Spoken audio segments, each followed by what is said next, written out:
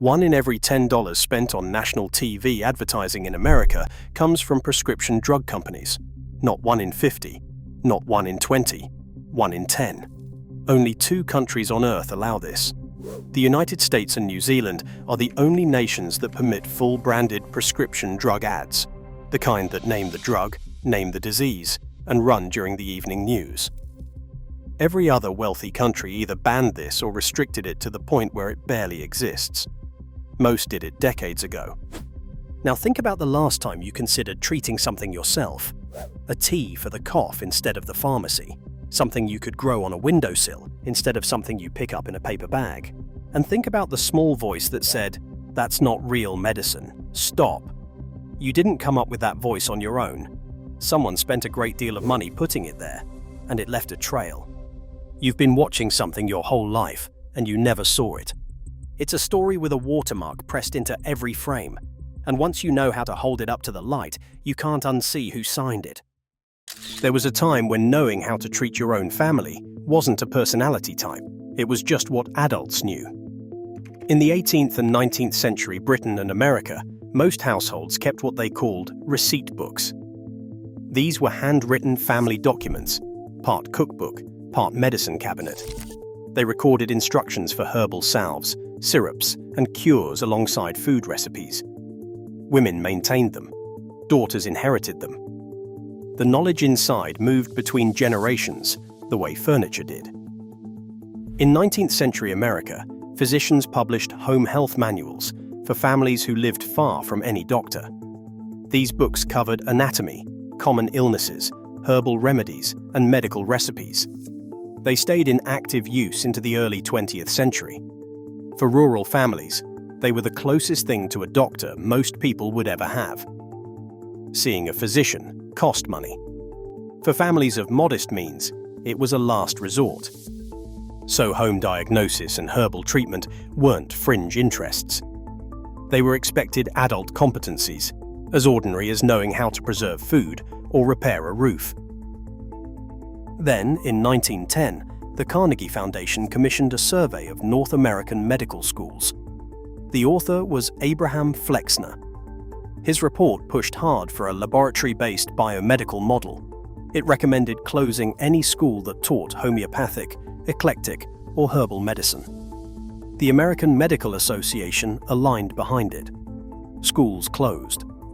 Herbal training moved out of institutions and into kitchens, gardens, and communities that the official system stopped counting. The law followed. In 1906, the Pure Food and Drug Act targeted deceptive patent medicines.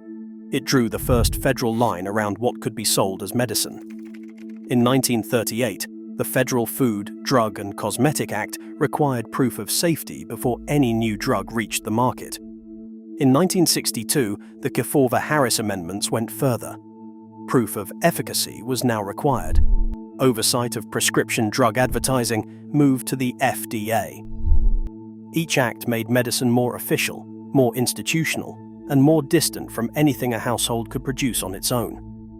The folk remedy didn't disappear. It was reclassified, pushed outside the legal definition of medicine and stripped of institutional legitimacy, left without a language to describe what it actually did. When a single category controls 1 in $10 of a network's revenue, it doesn't just buy airtime. It buys the conditions under which everything else gets made. That spending doesn't distribute evenly. More than 52% of national television pharmaceutical spending is concentrated in just 5 networks. CBS, ABC, NBC, Fox, and the major cable news channels absorbed the majority. A small number of decision-makers sit at the intersection of enormous pharmaceutical revenue and daily content choices. When Humira's patent expired, AbbVie increased its television spend for certain drugs by more than 1,000%. Not 10%, not 100%, over 1,000%. A single company protecting market share with a wall of television money. In the first quarter of 2023, nearly 190 medical and pharmaceutical companies bought broadcast and cable television ads. They spent more than $2 billion in 3 months. AbbVie, GSK and Pfizer accounted for 28% of that investment in a single quarter. Now look at the other side of that transaction.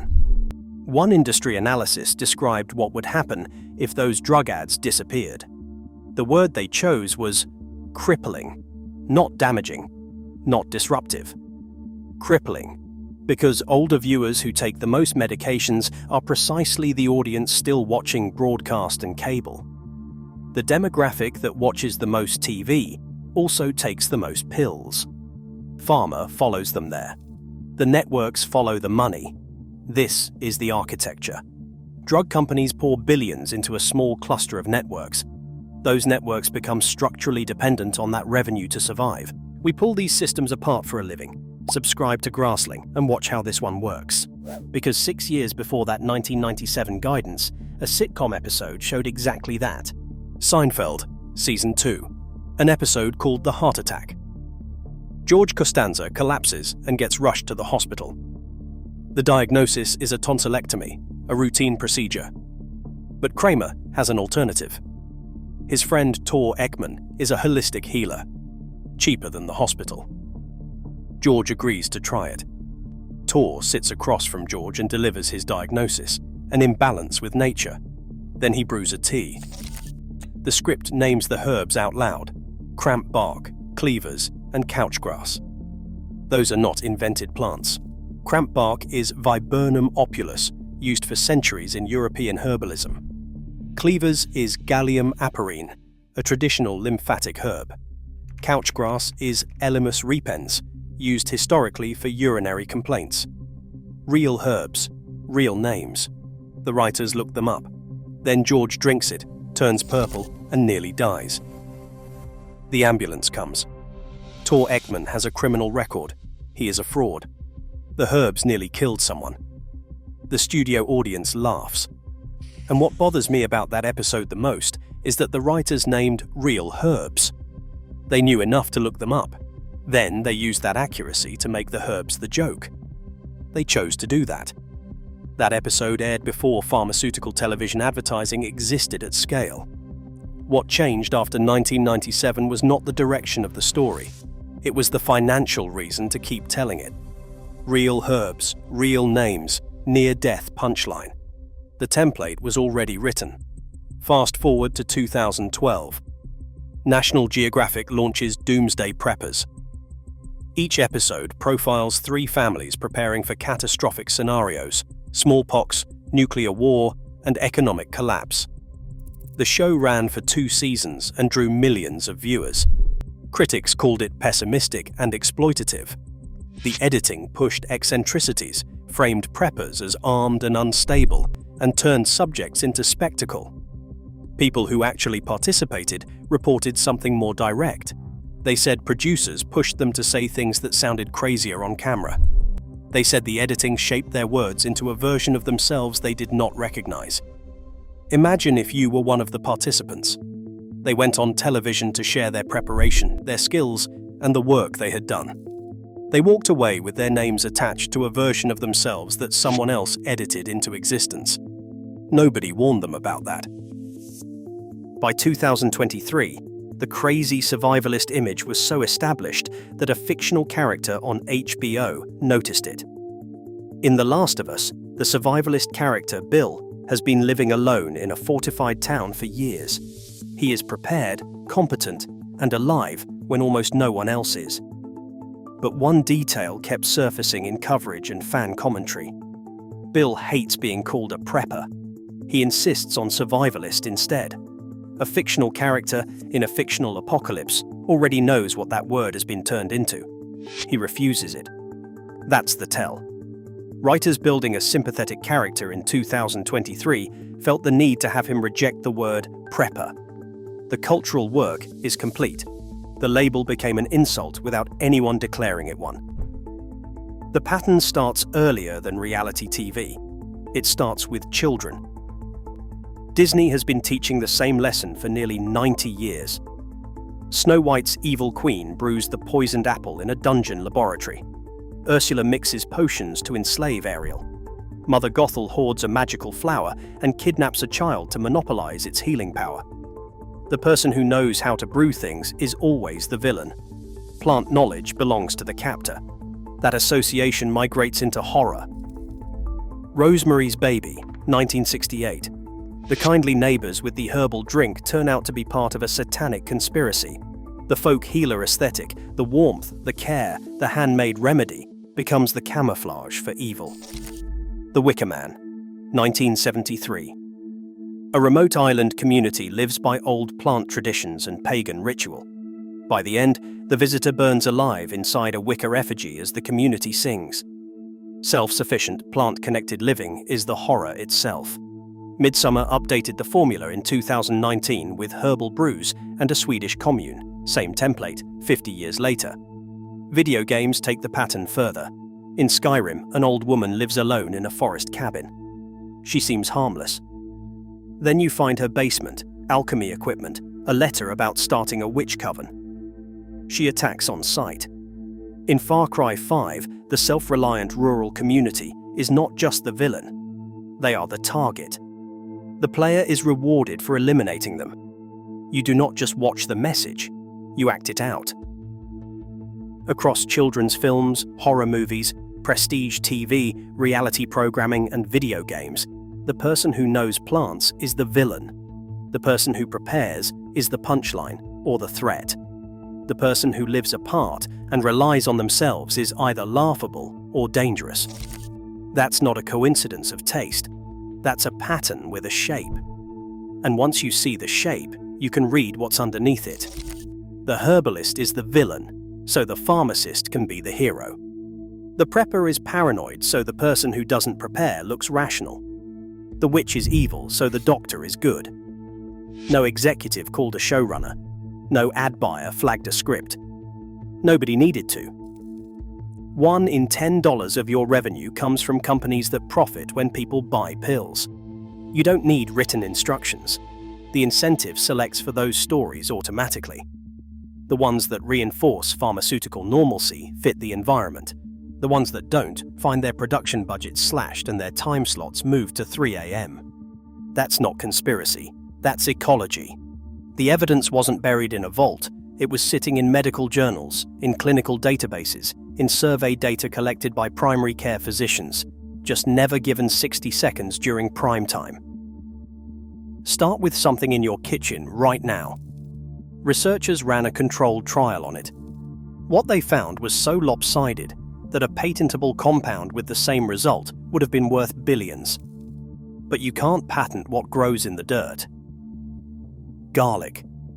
In a controlled trial, people who took daily garlic capsules for 3 months recorded 24 colds. The placebo group recorded 65. That's roughly 1/3 the incidence. A kitchen staple cutting cold frequency by 2/3 under controlled conditions. The cold duration didn't shorten much. That part of the evidence is thinner. But the incidence number is what it is. Garlic didn't fail the test. The test just never made it to television. Move to ginger. Researchers pooled results from 10 controlled trials on one question. Does ginger reduce chemotherapy-induced nausea when added to standard anti-nausea drugs? The answer is roughly a 40% reduction in acute nausea for cancer patients already on standard treatment. An old kitchen root, used for stomach complaints across dozens of cultures for centuries, improving outcomes inside modern oncology. The side effects were mild. The evidence held across multiple studies. Then chamomile. 12 trials went into a systematic review examining its effect on sleep and anxiety. The result was significant improvement in sleep quality and measurable reductions in anxiety. Only mild side effects across the body of evidence. There is a phrase people use to dismiss chamomile. It's just tea. That phrase doesn't survive contact with 12 trials.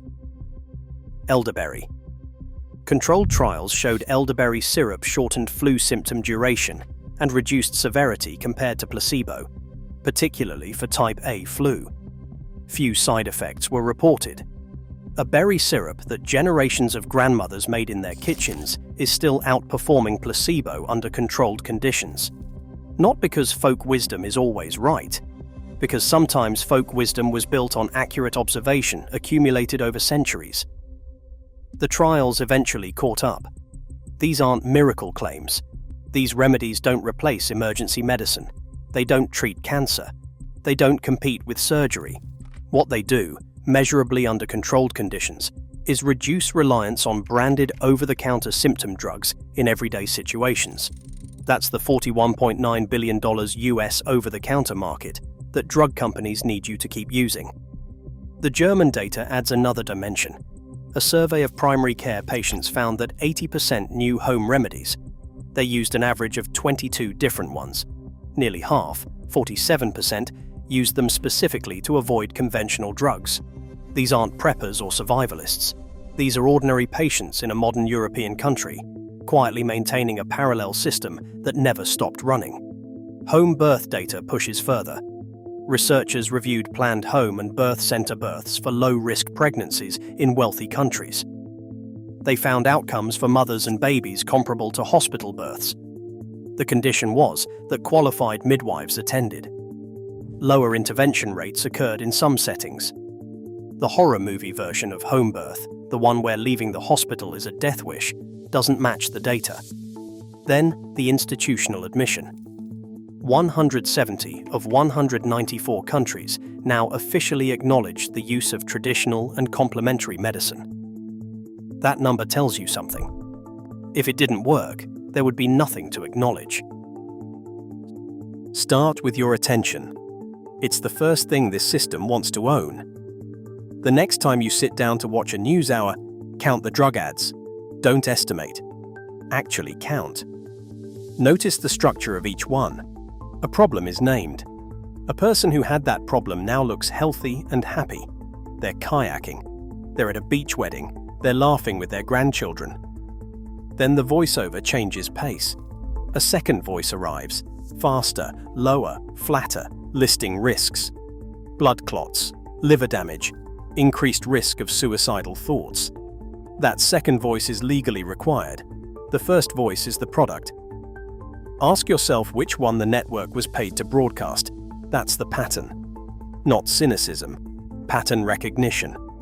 Drug ads lead with aspiration and bury risk in speed. Once you see the structure, you can't unsee it. The same skill works on entertainment. When the herbalist is the villain in the next film you watch, ask who benefits from that story choice.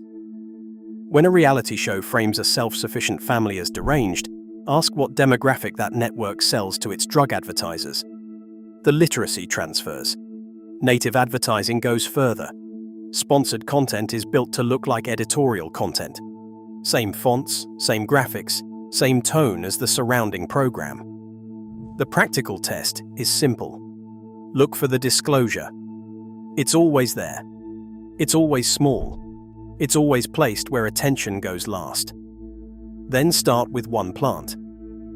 Chamomile in a pot on a windowsill. It barely needs you. It'll give you flowers in 2 months and seed itself for next year. 12 trials say it helps you sleep. That's the proof of concept. You grew it. You used it. It worked. If you want to go deeper on plants like this, check out our playlist on herbs and medicinal plants. It covers how to grow them, how to prepare them, and what the evidence actually says, species by species. It's linked in the description. Then scale up. Garlic is the next step. Plant cloves in autumn, walk away, dig them up the next summer. Almost zero maintenance for 10 months of growth. One grocery store bulb plants out into 10 or 15 heads. This is the same garlic the cold trial tested. Compounding return on $5 and one afternoon. The garden math is starker.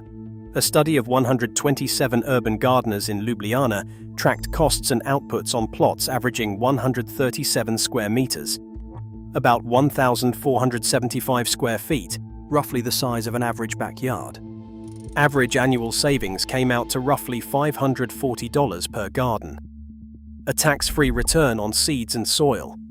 It compounds. The second year costs less than the first.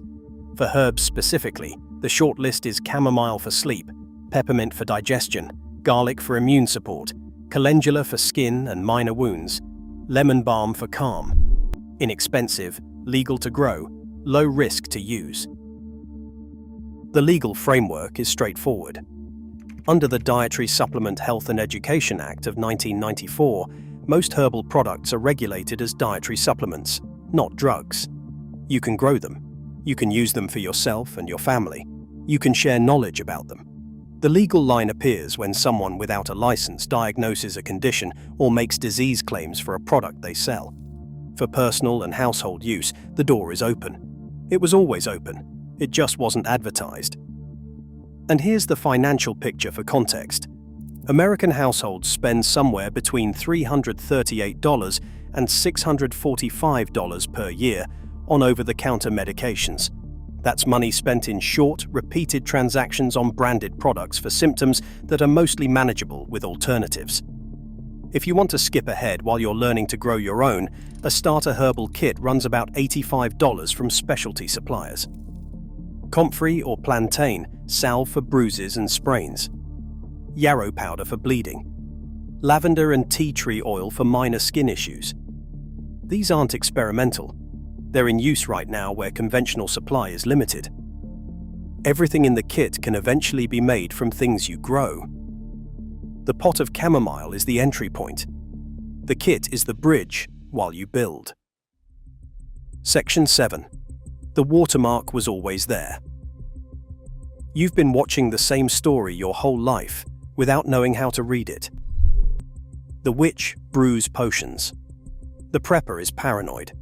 The herbalist is either a fraud or a cultist.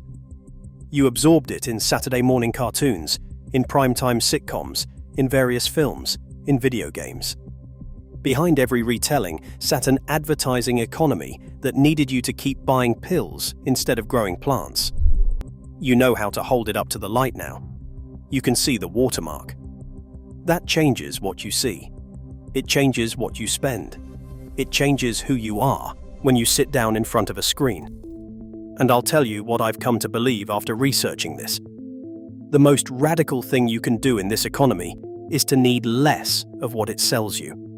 Share this with someone who is ready to stop watching the story and start seeing the machine behind it. Subscribe to Grassling so you don't miss what gets uncovered next. The story only works if you don't know it's a story.